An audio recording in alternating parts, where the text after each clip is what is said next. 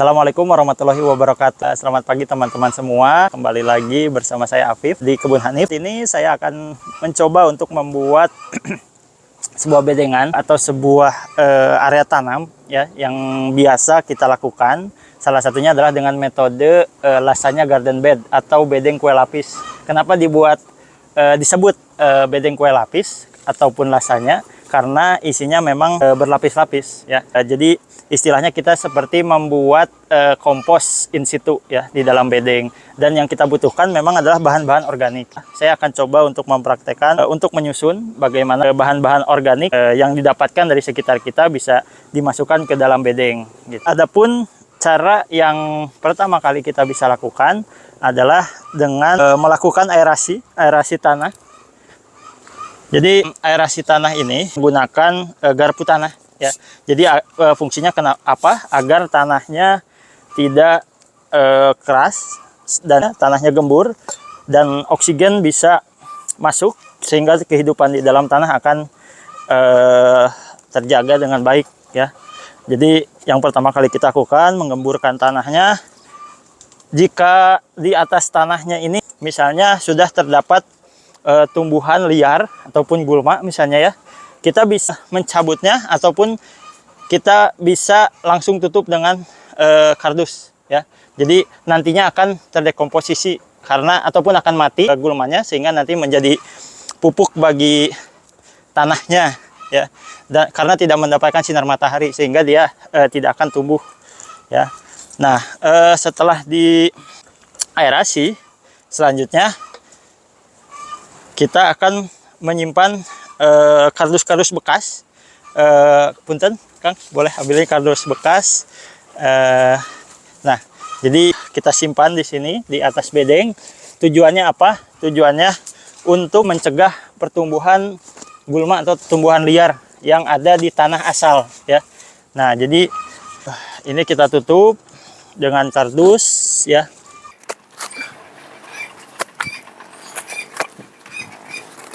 Nah, sampai benar-benar tertutup. Nah, jadi secara umum kita seperti membuat kompos ya. Jadi yang bisa kita kumpulkan yaitu bahan-bahan berupa sumber karbon dan nitrogen, yaitu dari bahan-bahan coklat atau bisa juga daun-daun kering, ranting-ranting, dan juga dari kardus bekas. Dan selanjutnya unsur nitrogen kita bisa dapatkan dari kotoran hewan, dari daun-daun yang masih hijau, dari daun-daun legum yang nantinya unsur nitrogennya terpenuhi di dalam bedeng ya. Nah, selanjutnya adalah kita tumpuk ranting-ranting ya, ranting-ranting bekas.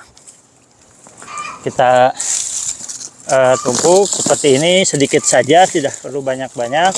Dan ranting ini merupakan sumber karbon ya, sumber karbon, dan juga dengan daun-daunnya juga.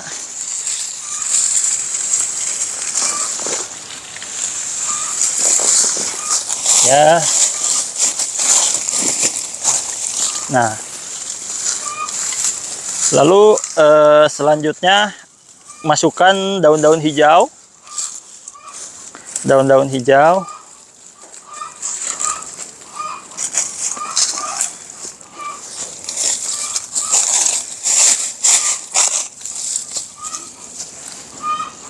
Masih ada daun hijau. Oh, ini. Nah, ini juga bisa berasal dari daun-daun daun-daun legum ya, agar nitrogennya tinggi.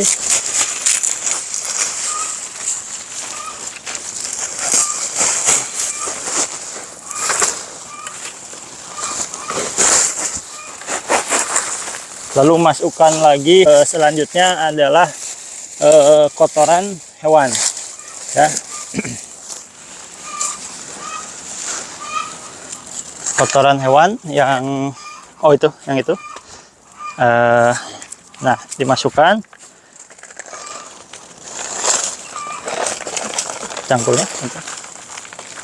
Nah, nanti diratakan. Nah, ini juga sebagai sumber nitrogen dan mikroba ya, karena ini berasal dari dari perut hewan ruminansia, di mana di situ juga perutnya banyak mengandung mikroba yang pengurai gitu, sehingga nantinya akan mengurai bahan-bahan organik di dalam bedeng kita. Selanjutnya kita masukkan daun-daun kering.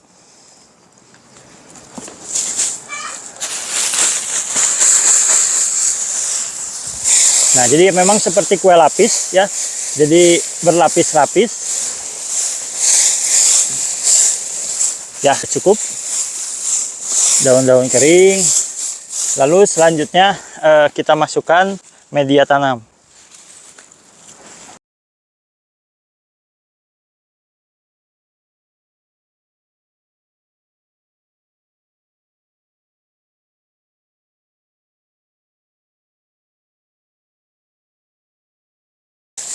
Lalu selanjutnya kita bisa masukkan sumber hijauan lagi, yaitu batang pisang yang sudah dicacah.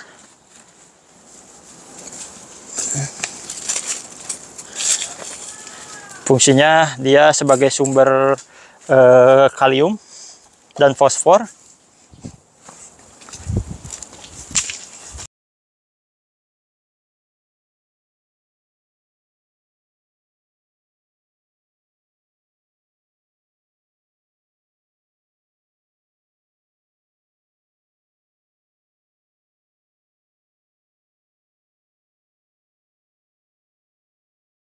Oke, cukup. Selanjutnya kita masukkan kompos dan juga media tanam lagi, teman-teman.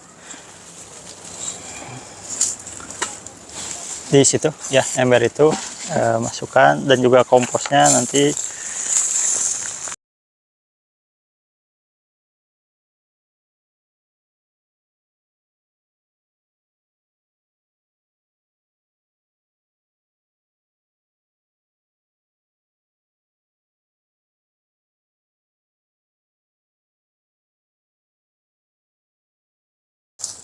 Kita lihat lapisan yang paling atas ini adalah bisa media tanam ataupun kompos. Kalau tidak ada kompos, bisa menggunakan tanah subur juga. Selanjutnya adalah kita menyimpan atau memasukkan daun-daun kering ya. Komposnya udah habis ya. Oke, masukkan daun-daun kering sebagai mulsa ya, jadi agar menjaga kelembabannya. Nah, ini juga usahakan. Nah, jadi ketika kita ingin menanam tanaman, ya ini sudah cukup tebal mulsanya. Ketika kita ingin menanam tanaman-tanaman sayuran di bedeng kita bisa langsung tanam dengan metode seperti ini. Karena tadi komposnya juga yang tebal atau media tanam yang tebal ya. Jadi paling minimal tebal si media tanam paling atas itu 10 cm atau 15 cm. Jadi itu paling minimal ya nantinya. Sehingga kita bisa langsung tanam. Dan bedeng ini bisa bertahan lama ya. Jadi bedeng ini bisa bertahan lama, dan juga lama kelamaan bahan organik di bawah tadi akan terurai ya, dan juga akan nantinya akan menjadi lapisan atas atau humus ya, yang subur bagi tumbuhan di atasnya nantinya. Dan yang terakhir adalah kita siram menggunakan mol ya, atau mikroorganisme lokal ya. Kita bisa siram agar kita menambahkan sedikit mikroba ke dalamnya, agar bedeng ini bisa ditinggali oleh banyak mikroba ya. Ini langkah terakhir ya. Nanti juga teman-teman bisa langsung melakukan penanaman di sini. Biasanya ada pertanyaan, emang bedengnya nggak akan panas gitu ya. Nah, kita mengisi lapisan paling atas kurang lebih 10 cm, sehingga tumbuhan ataupun perakaran sayuran misalnya itu aman ya teman-teman semua.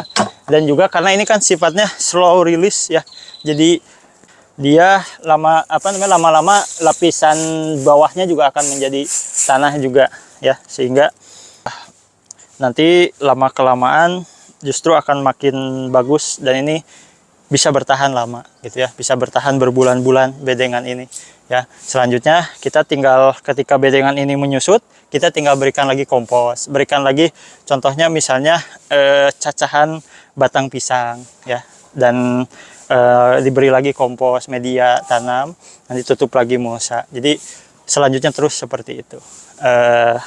Ya mungkin kurang lebih itu untuk proses pembuatan bedeng Lasagna garden bed ya, ataupun bedeng kue lapis. Jadi ini sangat mudah, ini bisa dilakukan dimanapun ya, di dalam skala yang kecil ataupun di kebun halaman kita, dan ini bermanfaat untuk memberikan tanah kehidupan di dalamnya ya.